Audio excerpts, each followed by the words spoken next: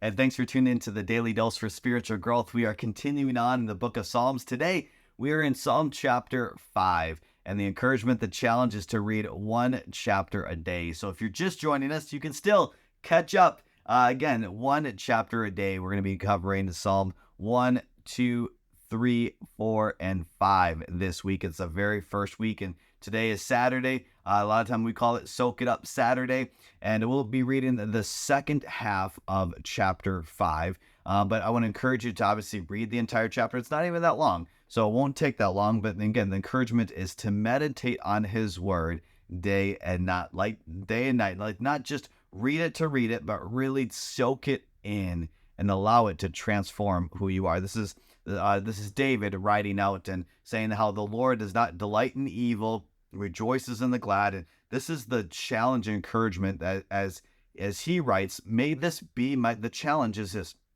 may this be your words. May this be your prayer. Verse 7 says, but I, by your great mercy, will come into your house. In reverence, I will bow down toward your holy temple. I want you to personalize that. Instead of saying, but I, this is the New Living Translation, put your name in it. So I'm just going to read that one more time. I'm going to say my name, but I want to encourage you to say your name.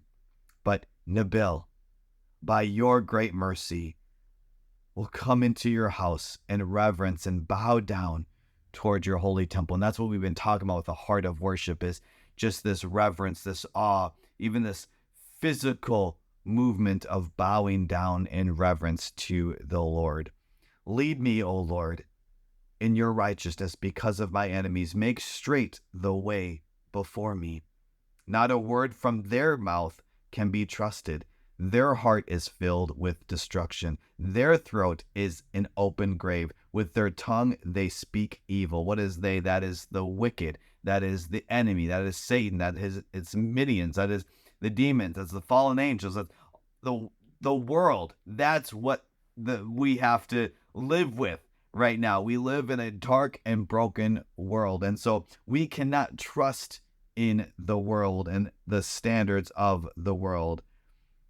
Declare them guilty, O God. Let their intrigues be their downfall. Banish them for their many sins, for they have rebelled against you. Now listen, the last part here, verses 11 and 12. Let this be your prayer. This is actually my prayer for you as well.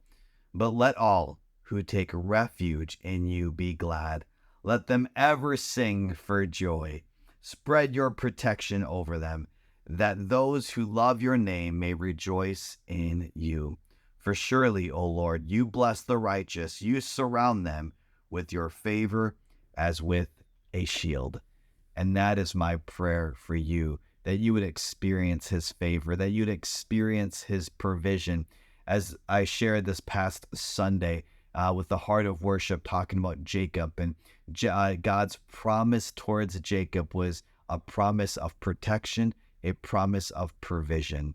And God was seeking him out. And guess what? God is the same yesterday, today, and forever. He is seeking you out. And His desire is that we would take refuge in Him. And so as we do today, my prayer is that we would be emboldened, that we would increase in our confidence, our trust, our dependency upon Him today. Hey, I want to thank you so much for tuning in. And all week long, again, we're going through the book of Psalms. And tomorrow morning at Shrewsbury Assembly, we're starting a brand new series on the book of Revelation. I know, right? And we're going to be diving into the 7 letters to the churches. And so you're not going to want to miss it. Tomorrow morning, 10:15, live in person. I would encourage you to join us live in person. We'll be online as well. And then we'll be back on Monday for another Daily Dose for Spiritual Growth.